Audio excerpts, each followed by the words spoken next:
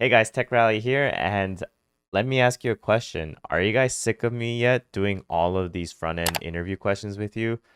I know that these are very challenging and very difficult to do, but trust me when I say this, it will only make you better. So let's do more exercise. Let's figure it out. Let's struggle together. And hopefully, this will not only make us better developers, but also help us land a gig as a front end developer. Again, if you don't know what front-end eval is, it is a platform for you to practice modern front-end development interviews. Platform with free exercises so you can practice modern front-end development interviews. In this lesson, we're going to be working on the crypto converter. And I'll do admit that I got kind of stuck on this one when I was doing it. And it was getting really, really frustrating. So totally understand if you are struggling with this because I definitely struggled.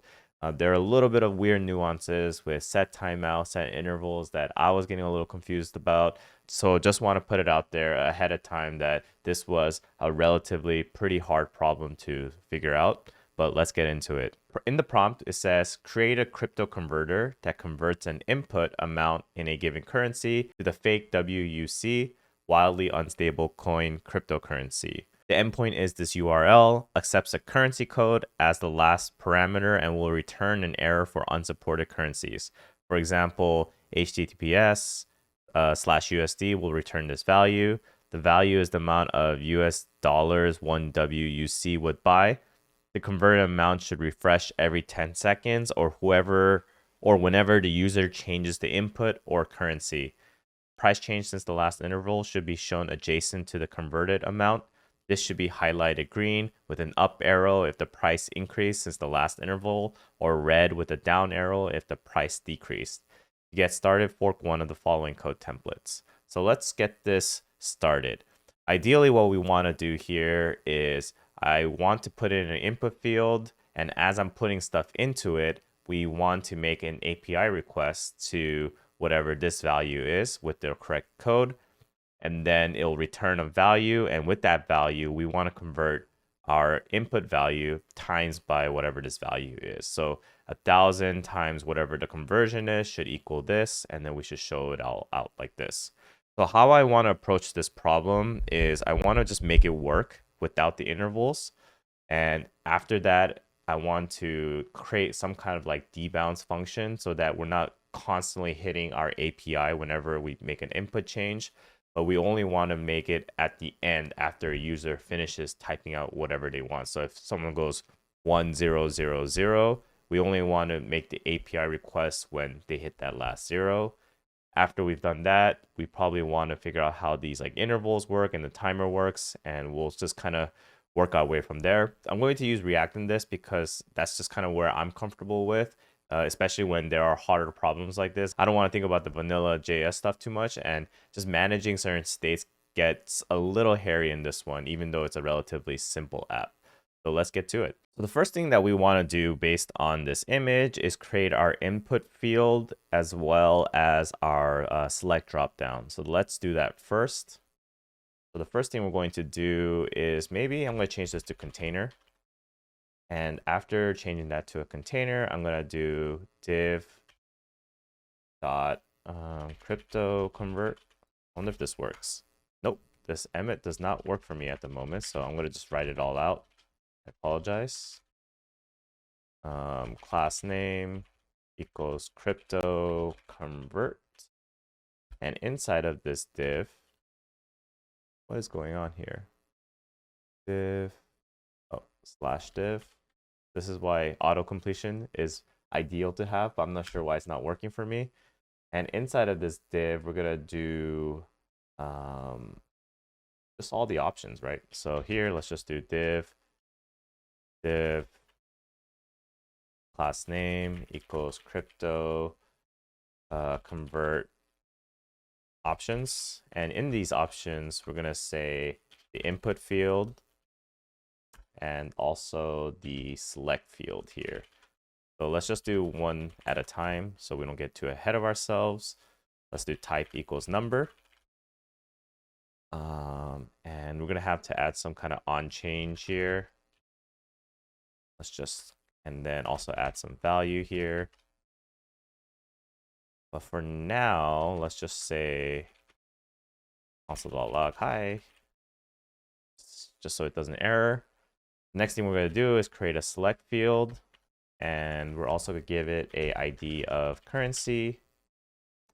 And on change, we're going to do something with it here as well. Console.log hi, and we'll give it a name of currency. Move this over here, and maybe we'll zoom it one more up. Actually, no, this should be fine. Next thing we're going to do is give it some options. So if you notice here, it's USD, Euro, GBP, CNY, and JPY. So it looks like there's about 5 options we can choose from. So I'm just create one first, and then just fill out the rest after. So option USD. We'll do a value of USD. And here, let's just take that and boom, boom, boom. 1, 2, 3, 4, 5. I believe it's 5. 1, 2, 3, 4, 5. Yep. Now we'll just do JPY. We'll do CNY, I believe. Yep. And GBP. And EUR. Cool. So it looks like we can do a converter here. And now let's add our on change functions here. So here we're going to say const on input change, or maybe we could just do on input change. Going to keep it relatively simple. We'll just say do something here, and then const on radio change, do something there. So right now we need to set the values here because we're not doing it right at this moment. So here, let's just do const input value, set input value equals use state of an, let's just do an empty string.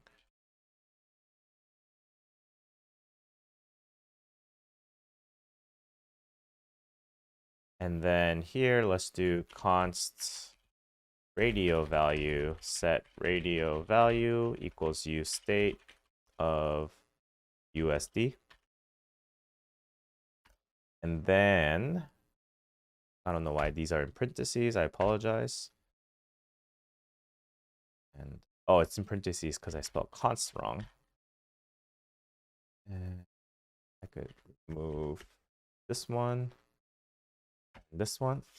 Julios, and let's just put the value of the input value here for the on change. And then here, let's do the value equals radio value, Julios. Here we'll just say they both have E, and then here we'll say set input value of e.target.value. And here, same thing, set radio value of e.target.value. I'm sure there's a bit of refactoring that we could do here because you're essentially doing the same thing, but one for radio and one for not. But just so we're super explicit about it, I kind of like having it split up like this. All right, cool. Let's see if this works. Console.log input value, radio value, save that. And let's see. 25, 0, CNY, oops, CNY, BP. Perfect. Now that we've got that working, what we need to do is we need to show how to essentially make an API request whenever an input is being changed here, right? So how do we do that, right? How do we do that? Originally, I was thinking about doing something on the input change and calling the API and adding the debounce function there. But things started getting a little bit more complicated. I realized as I was working through it that, rather than directly trying to call this API whenever an on input change occurs, how about we listen to whenever these values change and then we make the API call? That way we don't have to make an API call here and here. We could just do it whenever a value or whenever an input value or the radio value changes. It's a little bit hard to explain, but essentially what we're going to be doing is we're going to be using a use effect, and we're going to be listening to any time a input value changes or a radio value changes. And just to show you how it works in action, I'm just going to do console.log. Something is changing. And maybe I'll console.log also the input value and the radio value here. And I'll just get rid of this.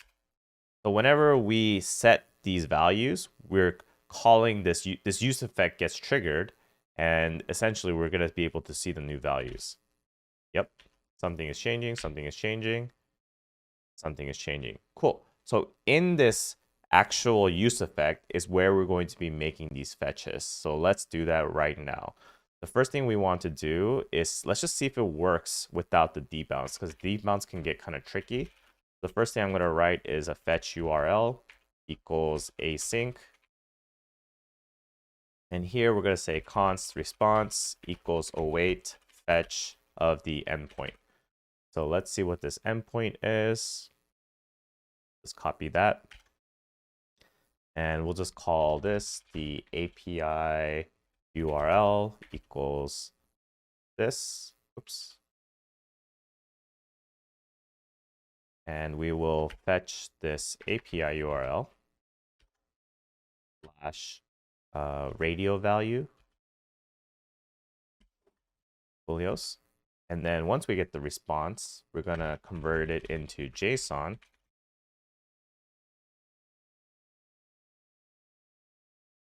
And how about we let's just call this converted value for now. Let's just do that. Const converted value set converted value use state of 0, and then we'll set the converted value of the result dot value times the input value. And here, let's do, just to show you as an example of what's supposed to come out here, let's do a div, whoops, converted value, I believe. Cool. So if I do 25, oh, we need to call it. I apologize. So fetch URL. Sweet. So this works. But you notice that if I'm doing like this, it's going to be making a ton of API calls, and we don't really want to do that. So this is when things start getting a little bit tricky. So how about we start adding a set timeout to kind of make sure that we only want to update this value whenever the user hits the last number. So if we open up our inspector tools here, I believe it should show us these API calls, but let me see. You see how it's getting called every single time, which is not good. So let's do a set timeout here. So here, what we're going to do is we're going to create a variable called const timer equals set timeout. And here's where we're going to do the magic. So we'll say wait a second. And if you have a value, then let's fetch the URL. And I apologize, it's input value. Otherwise, don't. Here, cool. And then also we need to do a cleanup function here. And I highly recommend you to look this up if you don't know how cleanups work inside of a use effect. And just to see how many times this is getting called, let's just do a console log here. How many times are you getting called? Sweet. So essentially what I did was I added a set timeout to delay the fetch until the user finishes typing whatever they want. So let's just refresh this and do 25. Cool. You see how it's not getting only called once now, as opposed to before it was getting called like a gazillion times. That's exactly what we want here. We know that it works and it's kind of working out pretty nicely. So this is good. 23. So awesome. Now what we need to do, from my understanding, is we need to create some kind of UI to kind of show this part. So let's just create a skeleton template of this. So maybe we can just kind of focus on the CSS now a little bit, and then we'll go back into trying to figure out how do we calculate the difference and all of that stuff. And maybe we'll also do the refresh every 10 seconds. So let's just work on the styling a little bit here. So here in the styles, I'm just gonna get rid of this because it's not as important. Actually, maybe I'll just keep this app here and container for now, or I guess I could just do body. And then here in the container, what we want to do is just give it some padding, just to kind of give it some nice cushion. And then we'll just do margin 0 auto. Cool. Next thing we're going to do is just do crypto convert. I'm just going to do position absolute, top 50%, left 50%, and then transform.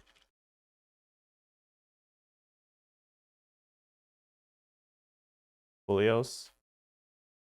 And then I feel like the crypto convert actually needs to contain everything here. So I'm going to move this here into here. Sweet. And then we'll just give this a class name of crypto convert results. Sweet. And here we'll say crypto convert options, crypto convert results, display flex, justify content space between. And I'll explain that in the future. Cool. So here inside of the converted value, we want to add a few elements. And it looks like we need to do the price, the currency, and then the price color change, or the price change since last interval. I'm not going to really focus on that part too much at the moment, but what I'm going to do is just put some dummy stuff there. So here I'll just say p tag, and we'll do converted value.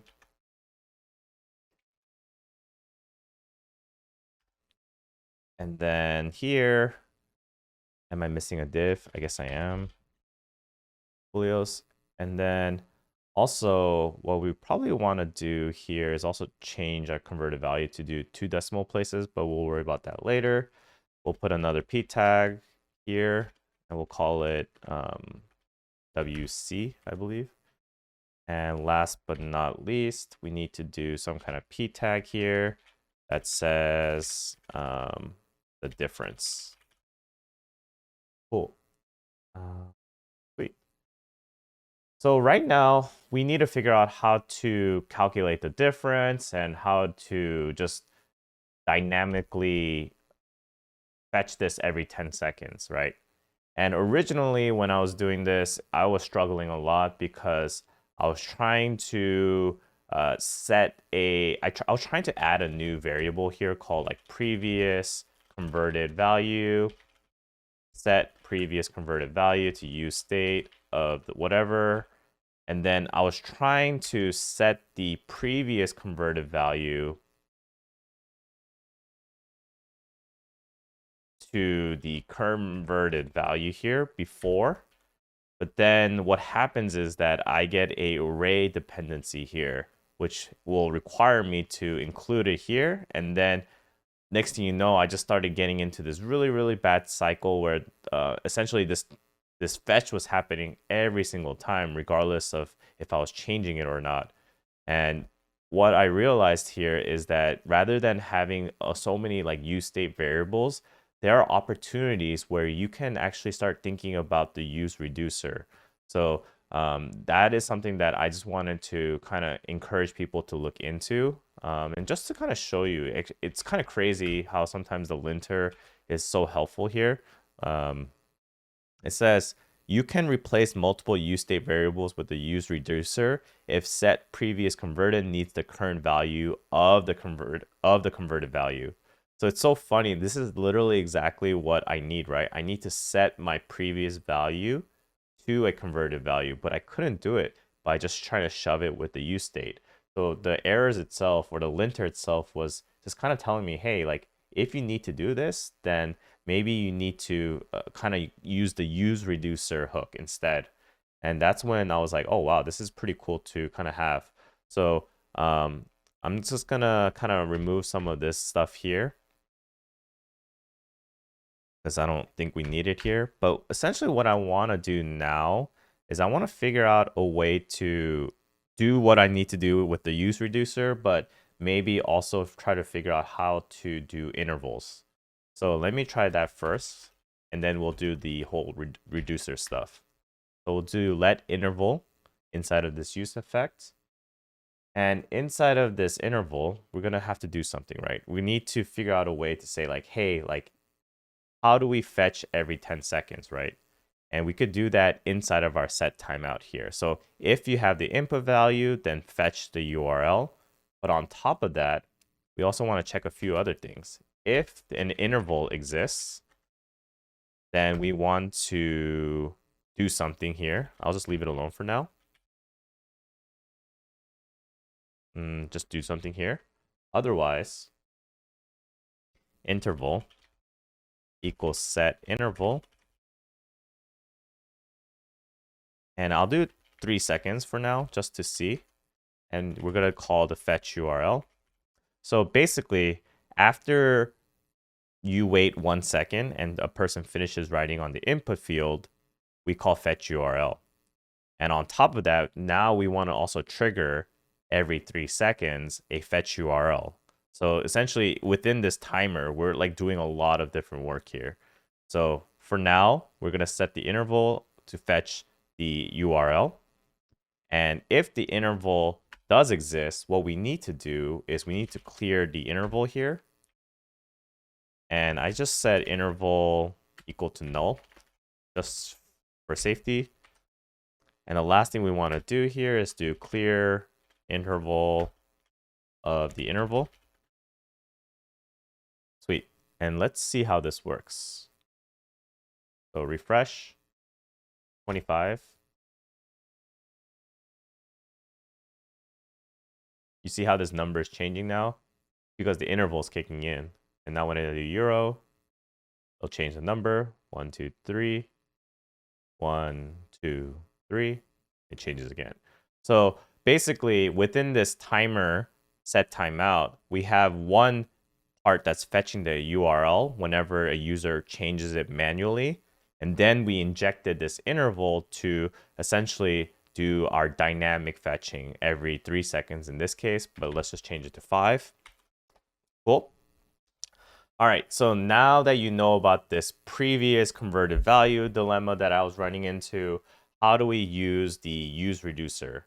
So if you're familiar with Redux, this is where it's going to be really nice for you to have that domain knowledge. But if you're not, then we could kind of figure it out together. So here, what we're going to do is we're going to create an initial state called maybe current is 0 and previous is 0.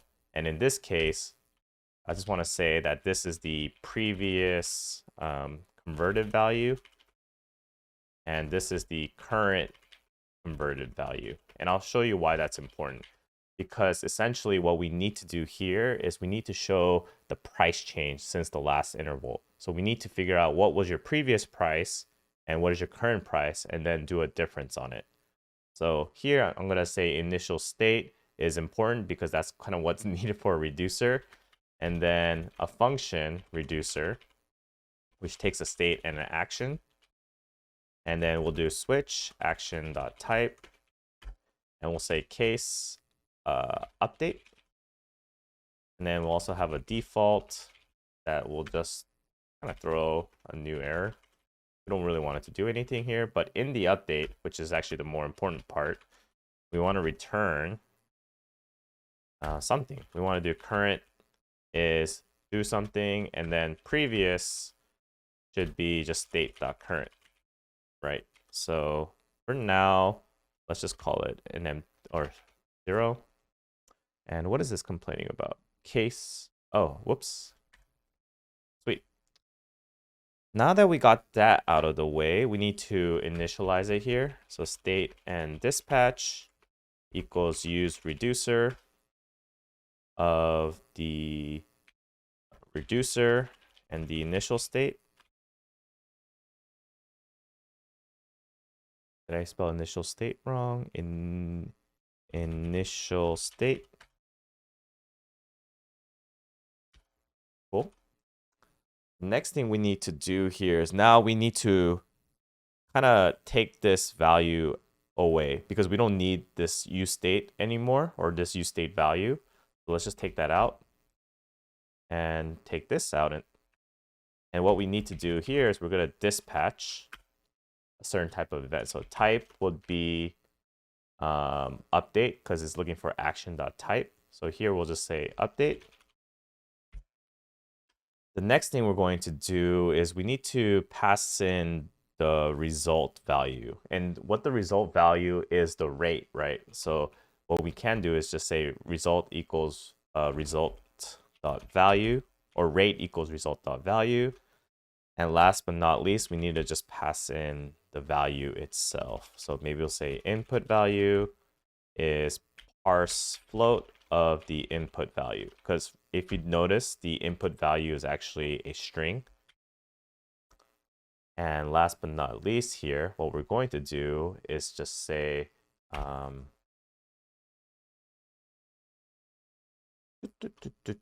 action.rate times input value, or action.input value. And on the bottom here, rather than converted value, let's just see what console.log state comes out as. So it's 0, 0. So here it would be state.current. So if we do 25, be 24.13 whatever. And if we do 251, the previous value was 28. Cool. So this is really useful later, because when you see the intervals kicking in, you'll notice that the previous and the current prices are showing up. But one thing I don't like about this right now is this like super extended long non-rounded value, and it's a little annoying. So let's just create a little helper function here, and we'll just call it rounded by 2,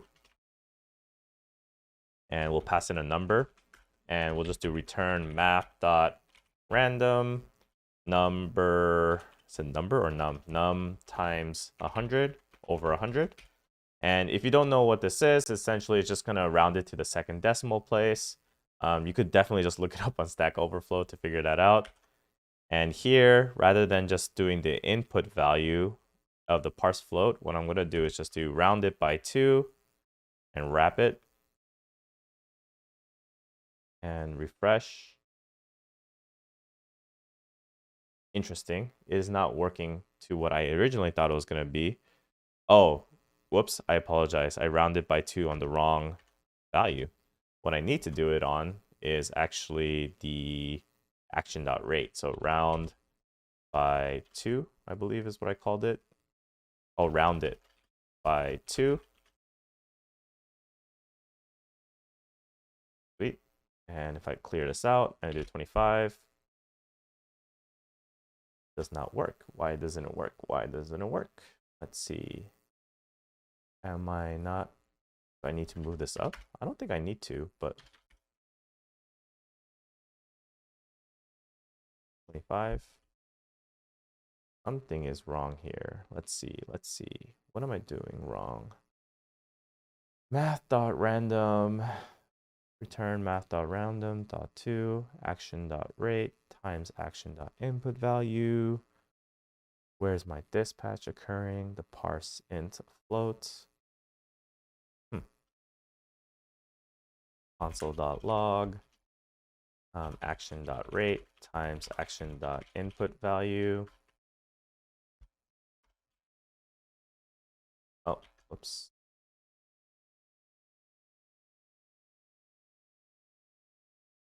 Let's just make sure nothing crazy is going here. 20.669 times that.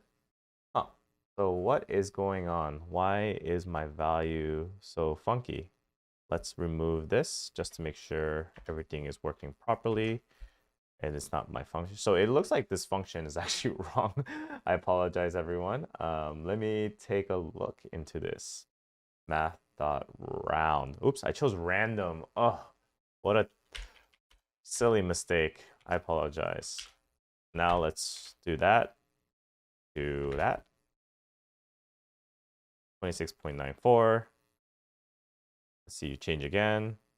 28.36. Perfect. And the next thing we're going to do here is just do the difference, right? So here, let's just do state.current minus state.previous. Actually, no, state.previous. No, current minus state.previous will be good. Sweet. And maybe we could just call this just define it as a variable that we define every time. So state.current minus state.previous. That there.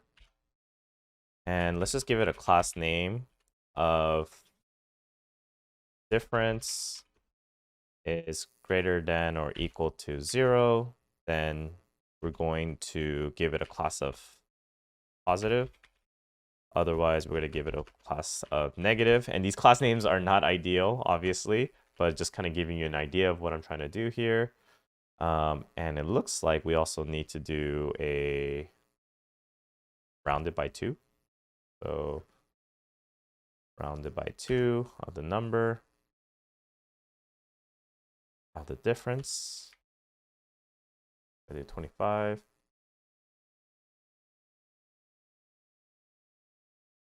See the difference, 2.33, perfect.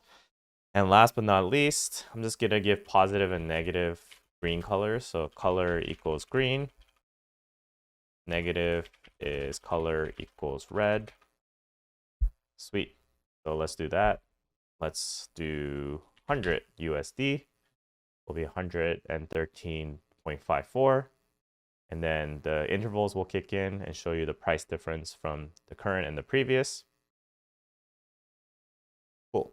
And I think I might have spelled positive wrong, so let's just do that.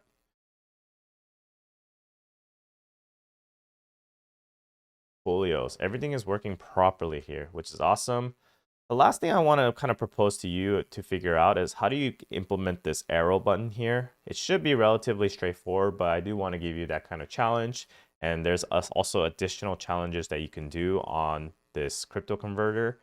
Definitely with the React stuff, it does require a little bit of domain knowledge and familiarity with how use state and this use reducer would work, because that's kind of where I kind of hiccuped a little bit trying to just do everything within the use state.